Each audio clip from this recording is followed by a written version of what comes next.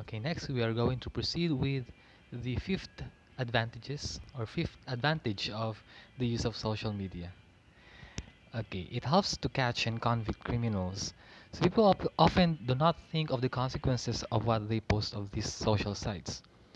So before, when we are catching criminals or convict, so we are just posting anywhere in the post, anywhere where it can be seen by the public. So nowadays, we are using internet for us to be able to catch those criminals. The police are coordinating with the public for them to easy catch the criminals they are looking for. Pictures of themselves doing illegal things. They also use these sites to identify and solve existing cases. So example, we have the Paris attacks. So that is for the other country. So yon, ginagamit na rin itong social media in order for us to easy catch nga yung mga criminals who have done wrong in our society. Okay, we are done with the advantages. Now let us proceed with the disadvantages. So kung may advantages nga, sabi nila, we also have the disadvantages. So first, we have the cyberbullying. Alam natin yan kung ano. We have higher risk of fraud and identity theft.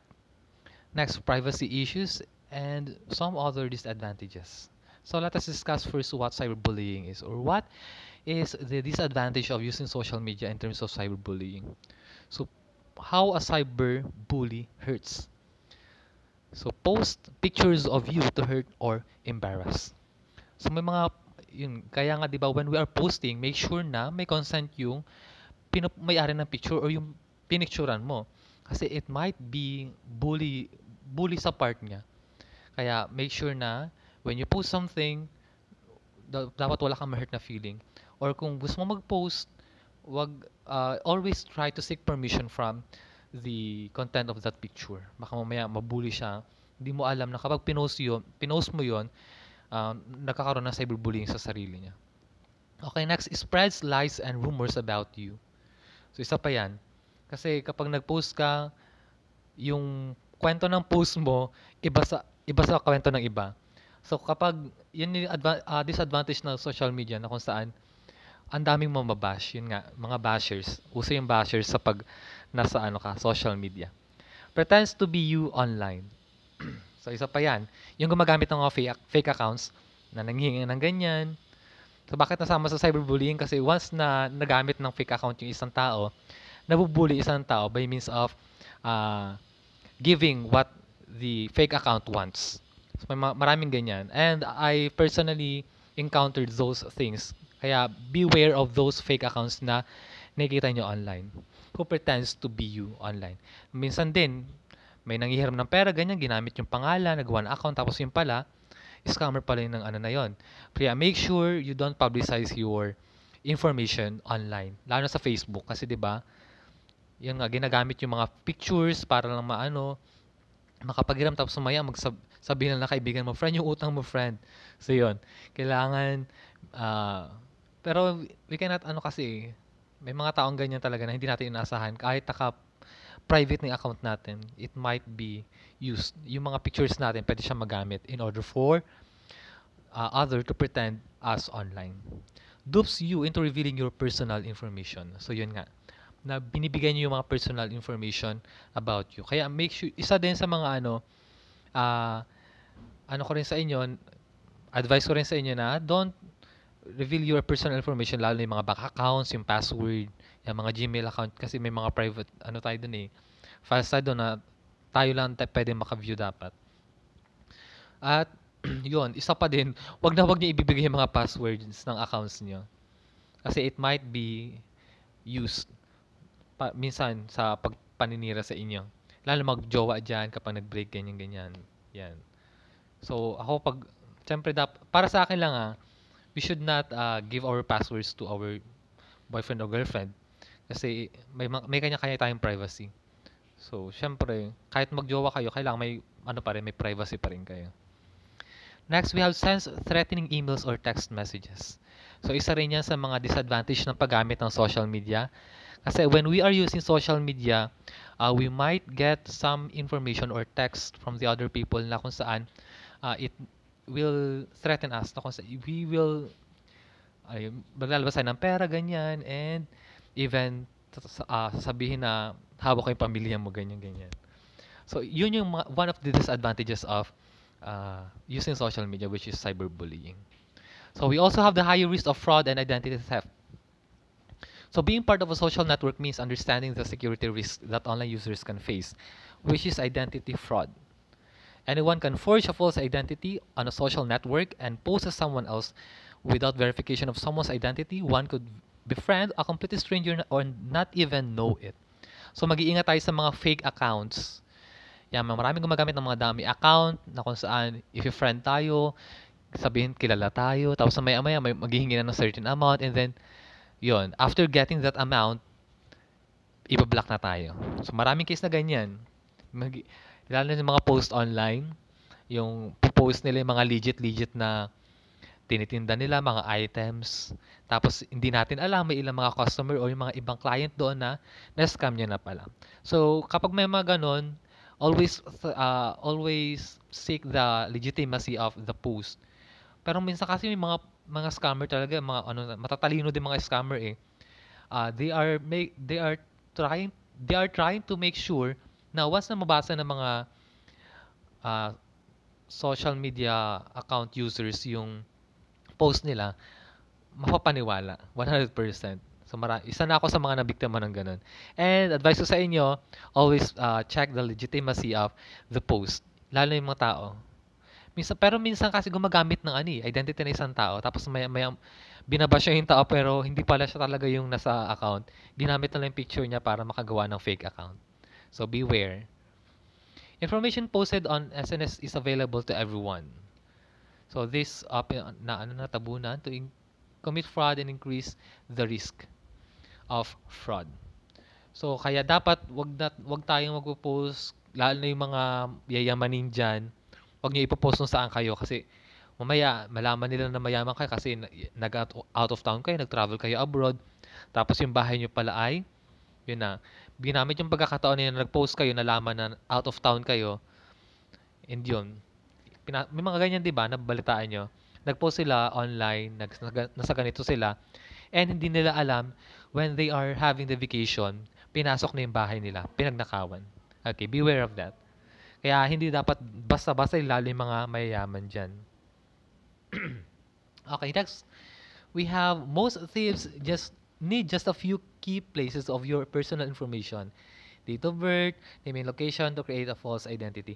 Kaya nga, isa pa rin to, yung mga pagpo-post ng mga ID pictures, mga identity, yung mga card, yung mga lisensya, wag niyo pwede siyang i-post, pero provided na naka-blur yung mga numbers. Kasi it can be used para yung nga, pag nag-loan sa mga bangko, hindi nyo na mamalaya na may utang na pala kayo sa bangko kasi nag-utang yung ginamit yung information na meron kayo, na pinost yung ID. So, beware of that. Kasi pwede siyang i-print tapos i-present na kayo yun. Tapos, di nyo alam, yun na, nagkaroon na kayo ng utang sa bangko. Without proper settings in privacy control, high chance of someone stealing your private information and photos and use it against you. So, yun. Pero may mga ilang magaling talaga mag-hack. Pero, sabi nga, one of my teachers in ICT told us that hacking is very hard to do. Pero, there are many irresponsible people lang daw. Kaya, when you are, opening your account in the computer shop, ganyan, sa other PC, make sure na kung gusto ayaw nyong ma-view yung history ng pagsa-search nyo, yung nga, sabi ko sa inyo, yung incognito window, gumamit ka ng incognito. So, para kapag kahit man nakalimutan siyang i-log out or nag-brownout out man, accidentally nag-brownout out, and then, yun, diba hindi natin expect ng brownout. Alam niyo naman sa Mindoro, Christmas light ang ating kuryente dito. So, make sure na nasa incognito. Ganun ang gawa ko kapag nasa computer shop ako. Okay, open ako sa ibang account. I'll make sure na sa ibang device, I'll make sure na na naka-incognito window ako pag nag-Facebook. Okay, next we have lack of privacy or privacy issue. Safety is at stake when you share everything online. With so much sharing going on, issues of privacy will always be a big concern. So, yun nga. Lahat na i-share natin kailangan ah yung privacy, kailangan stake pa rin. Kailangan safe yung ano natin. Huwag natin basta-basta ipapublic lahat ng post natin. Kasi may mga tao dyan na pwede gamitin yung post nyo to yung para maano yung privacy nyo. Mawala yung privacy nyo. Next, predators. Example, the rapist can obtain personal information like name, place, date of birth, location, etc. And easily identify where they can find you at any given time. So, wag din magpo-post kung saan kayo. Every Thursday nandito ako. Every Monday, ganito yung ginagawa ko. Umalay nyo may mga rapist dyan. Hindi naman. Pero, posible siya. May mga rapist dyan, may mga sira sa pag-iisip, may mga naka-drugs. Yung mabasa yung post nyo na gano'n, aabangan kayo sa ganitong oras, ganitong araw, pupunta siya dito. So, gagamitin ko to pagkakataon na to para makagawa ng ganyan-ganyan. Re-raping ko siya, mga ganyan. So, make sure, yun nga, wag niyo masyadong i-public yung mga post niyo. Pero ako naman, pag nagpa-public ako ng post, yung mga post na ano lang, yung mga documentation. Pero yung may routine, hindi ko siya pinapost. Kung saan ako nung araw na to. Anyway, lagi naman ako nasa bahay. Next, we have putting yourself in danger when you share too much personal information in SNS o social networking sites. So, yun. Huwag niyo masyado i-put yung sarili niyo sa danger sa pagpo-post. Pag ginawa niyo ng album yung photo album yung social media account niyo. Huwag. Pwede niyo siyang i-send. Pwede niyo naman, pag gusto niyo siyang i-keep, pwede niyo naman siyang i-send sa sarili niyo. Ganun gawa ko kapag gusto ko na mag-delete ng photos or, diba, minsan nagpo-post tayo para i-delete sa phone. Kung gusto niyo naman na for saving lang siya, try to send it on your own account para hindi lang makita ng ibang tao. Kasi pag nakita yung, it will put you into danger. Gagamitin nila talaga yung information in order for you to be caught on guard. Okay, we have the other disadvantages. Yeah. First, we have the addiction. The most common disadvantage of social networking sites is addiction. Often users of these sites get addicted to it. They spend hours using these sites and it harms their performance in other fields. And kaya nga, sa OMSC practice sa admin building, when I was working on sa Labangan campus, now main campus, I worked in the planning development office before. And the YouTube site, yung Facebook, okay, pwede siyang i-access. Pero yung YouTube, pwede lang siyang i-access between 12 to 1. 12 to 1 lang pwede manood sa YouTube. Other than that, kapag nag-1 na, hindi na pwede maka-access ng Facebook. Kasi, admin yun eh. And most of the offices there are busy. So, wala dapat time para sa mga ganong bagay. Magkaroon lang time kapag break time. Okay. It causes mental health problems and sometimes it harms their body too. Lalo ng mga addict sa mga mobile games. Pero, pwedeng ma-addict pero wag naman masyado. Yung halos hindi ka na makatulog, yung mga bagay na kailangan i-priority gawin, hindi mo na nagagawa. Just because you are isolating yourself in the use of the social media. And hindi lang social media but also the other games online which can make you, nagmo-multitask. Wala nagagawang maayos. Habang nagagawa ng mga outputs, anong ginagawa? Nanonood ng mga K-drama, di ba? Nanonood ng mga movies, ng mga series. So, try to make one thing at a time. Don't multitask. Wala kayong magagawang matino dyan kapag nag-multitask kayo. Unless you are multitasker. Pero, di ba? You cannot serve two masters at the same time.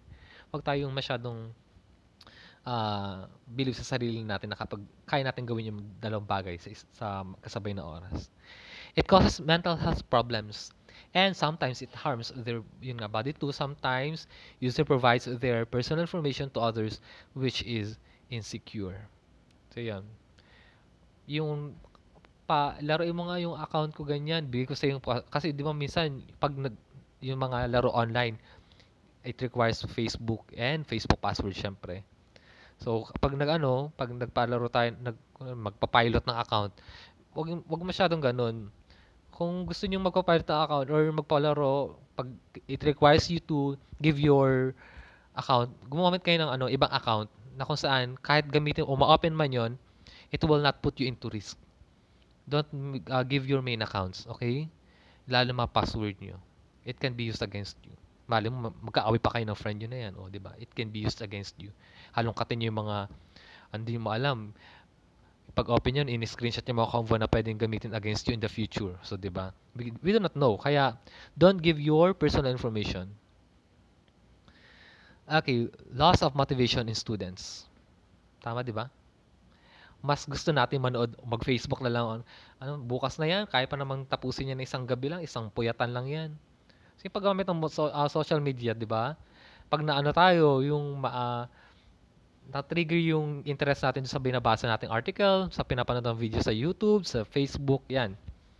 Nakakawala ng motivation sa estudyante. The student's motivational level reduces due to the use of this social networking site. And personally, when I was a student, ganyan din ang nangyari sa akin.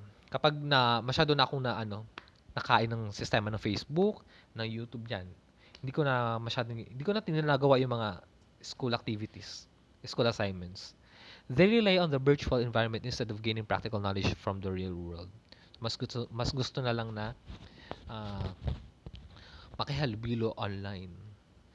Kaya yung mga minsan pag nalulungkot din kasi yung tao, naghahanap ng way para maibsan yung yung loneliness na yun. Pero there are other things na na pwede naman natin gawin in order for us to enjoy. Pwede tayo physical game, yung ganun, yung kapag tayo sa mga friends natin, lumabas ka mag-isa and then see the nature, roam ka, yon, di ba? There are so many places to go with or to go to when we feel lonely. Students have started relying more on the information accessible easily on these social networking sites and the web. This reduces their learning and research capabilities. So, di ba? Isa pa yung napansin na notice ko when it comes to research kapag nagbabasa ako.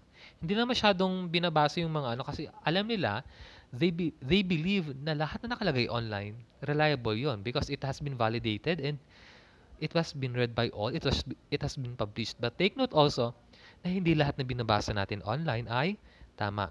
There are some articles online na wala siyang validity. Pinablish lang siya just because it is original. So therefore, we must seek other resources to kung saan it might support the information that you have seen first or it might negates yung nauna mong information na nakuha. Okay? So, don't let your motivation be lost even you are using social media. Pero nowadays, kasi ang gamit natin, online eh. Most of our tasks or meetings naganap online. So, try to balance, try to balance that use of the social media. Pag klase lang. And pag naboboard na, not all that sabi ko sa inyo, magpahinga kayo kapag napapagod sa mga school activities. Huwag masyado i-push through kasi pag nag-push through kayo dyan, it might cause mental breakdown. Kasaan, hindi nyo alam na hindi na pala kayo nakain sa tamang oras, puro activities na lang iniisip nyo. Try to relax din when you are doing the activities. And kapag na-feel nyo na masyado nabibigatan na kayo sa ibang subject, then pag-relax muna and then think of the possible ways on how to counter those yung mga less motivation nyo. Kasi pare-parehas naman tayong nahihirapan. Hindi lang estudyante din, pero teachers din nahihirapan. Next, mental and physical problems. So, yun. Lalo-lalo sa mga bata, di ba? We have depression, frustration, shame, stress, worry, anxiety, anger, insecurity, and fear. So, ito yung mga bagay na pwede nating maramdaman when we are using the social media.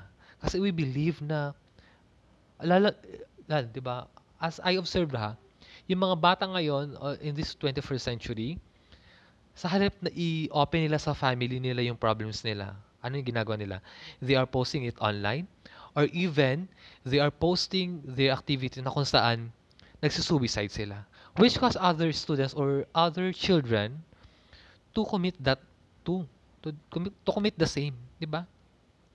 Kasi niyo yung mga bata, kaya pangaralan niyo din yung mga mga bantay-bantay yung mga kapatid yung maliliit, na kapag nakabasa sila ng gano'n, lagi yung sabihin sa kanila, huwag nila gagawin yon. Kasi yung mga ibang bata, kapag lahat, hindi, ay, tag dito, yung mga nakita nila online, parang, ano doon, almost 80% pinaniniwalaan nila na tama. Kaya you should be always there for them para mag-guide sa mga mas bata sa inyo. Kasi, yun nga, yung kasi akala nyo lang, yung iba nagpo-post na nagsusuicide, gagayahin talaga ng ano, iba yan, pag nahirapan din sila. Isipin lang, tama siguro itong ginagawa niya. Mag-suicide na lang din kaya ako para matapos na itong pagsagot sa mga module na pagkahirap-hirap. Di ba? And ano din natin, admit din natin sa sarili natin na minsan nade-depress din tayo. And I have this one friend na whenever, huwag ko na pangalan, o she or he, na nag-scroll siya ng post sa Facebook, lalo ng mga bagyo, yung mga sunog, yung mga earthquake, yan, yung mga baha, ganyan. Pag nababasa niya na, de-depress siya, yung inisip niya paano ka nangyari sa amin yun, ganun. So if you have that kind of characteristic, ano mo, medyo bawas-bawasan mo yung pag-Facebook when we are facing yung mga ganung klase scenario sa ating bansa. And minimize the watching of those kind of videos which can cause depression. Stress din. Kasi minsan yung mga lalo pag nag-online, 'di ba? We are receiving some text or minsan source of stress din yung yung mga sinasend sa ating activities, 'di ba? Oh, 'yun. Kaya ako madalang na din ako magbigay ng activities sa inyo kasi I know in your other subjects na-stress na talaga kayo. Okay. Next, we have social media and family problems. So imagine, yung bata kami, bata tayo, wala pang masyadong cellphone noon. Ang nangyayari, nakapag-usap yung mga family members. But now, kapag may mga pagtitipon ng family, hawak na yung phone, wala na, hindi na nag-uusap. Dutod sa phone. So there are numerous family problems due to social networking in the world today.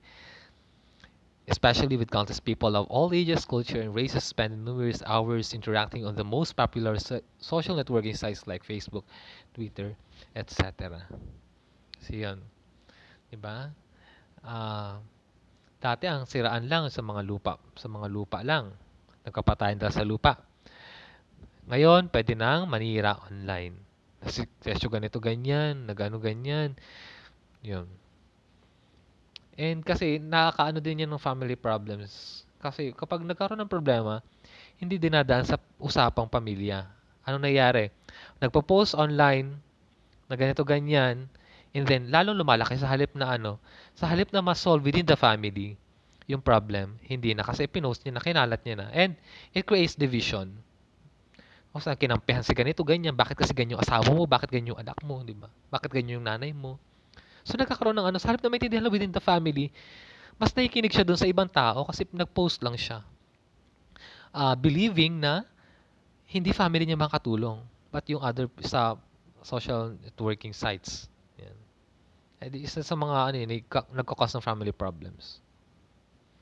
Family problems due to social networking arise when it becomes difficult for children to learn the proper social skills. So isa din yan, yung nahirapan sila, nahiya sila, which are vital to our day-to-day living in the real world.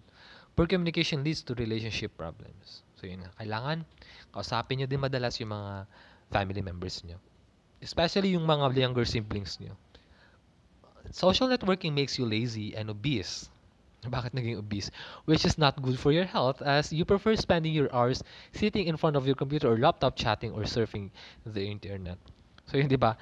Hindi na sa PC, pati dito sa cellphone, kapag nakahiga tayo, maghapon na yan. Kapag tinamad talaga tayo, may yan, mas gusto ko pang mag-surf manood sa YouTube, manood ng K-drama, manood ng mga series, ganyan. So it makes you lazy. Ang solution, try to manage your time. Pero minsan din kapag time management, kapag tinamaan talaga tayo ng katamaran, hindi natin maiwasan yung mabababa tayo sa social networking sites. Diba? Sabihin natin sa hindi. Ganun tayo minsan. Yung ibang hindi, minsan most of the time. Okay, identity theft is the key threat to many social media users, yung pagnanakaw ng identity. As millions of online users use their personal information in order to getting registered with one or more social media platforms. Such huge information with personal data of so many people is one of the easiest targets for many cybercriminals. So yun. Kaya make sure na not all of your posts are posted in public. Kailangan minsan i-friends of friends din. Kasi baka mamaya makita din ng ibang tao.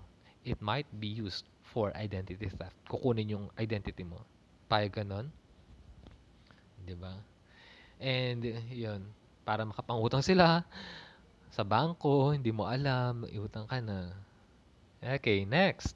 Important facts about social networking. In 2013, a study showed that 79% of all adults in the United States had at least one social network profile. Yung iba daw may 79 lang. Yung iba, yung remaining 21, meron silang dami accounts. 2.1 billion people in the world have social media accounts. Imagine. Hindi pa kasama syempre mga bata dyan. Yung iba nga, baby pa lang, may Facebook account na, di ba? Mobile phones now make up 72% of internet traffic to these sites. So kaya minsan nag-experience tayo ng mga lagging, yung buffering. 70 million photos and videos are uploaded to Instagram every single day. Pero ako hindi ako gumagamit ng Instagram. And that is number that is steadily rising. So meron lang ako Gmail, Facebook, yung Twitter, minsan kapag nagbabasa lang ng news, WhatsApp, Skype hindi rin. LinkedIn, meron din ako para sa mga PowerPoint. Yung pag nag-download ako ng PowerPoint. Pero parang hindi na naka-download yan sa LinkedIn na yan. Ang ginagawa ko na lang, nag-screenshot na lang ako ng slides. Next, we have nearly 50% of all Twitter users have never sent a tweet. Bakit anong ginagawa nila? Nag-scroll lang doon sa mga tweets. Pero ngayon nowadays, 'di ba, yung mga content ng Twitter may may 18 plus. Okay, in conclusion, we can see clearly that social networking sites are advantageous only if they are used wisely. Using these sites would be helpful if users do not spend time unnecessarily. Wise members never provide personal information to strangers. Use of tool depends on users. Tama yan. A doctor can operate with a knife and a murderer can kill a person with the same knife. O, diba? Ano ibig sabihin yan? Wise members never provide personal information to strangers. So, wag kayo magpo-provide ng personal nyo. Bank accounts, yung mga phone number, ID number. Wag hanggat di nyo kilala yung tao. Kaya ako pag maganyan, nadala na ako sa maganyan. Ang ginagawa ko, send me a video of yours na nagpapakilala kung sino ka. At mag-hi ka sa akin. Banggitin mo yung pangalan ko. O, syempre, pag ginawa mo yun, pag hindi niya nagawa yun, ibig sabihin, scammer siya. Diba? He or she has no good intention in getting your personal information. Use of a tool depends on users. A doctor can operate with a knife and a murderer can kill a person with the same knife. Kaya, diba, hindi natin alam kung sino pwedeng mag-murder sa atin. Because anyone can use our personal information for us in the future. Yung pag gusto natin sila, pag nagkaroon tayo ng kamalan sa kanila, na-fail natin sila, nagkaroon tayo, napahiya natin sila, hindi natin alam. Di ba?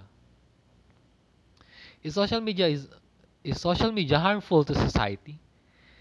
It's up to you, or it's up to the individual. We need to take responsibility for our own safety. Diba? Type at your own risk. So you decide. Okay, that's all for this video. Hope you understood what are the advantages and disadvantages of the use of social media. And please apply those learnings that you have here in these videos.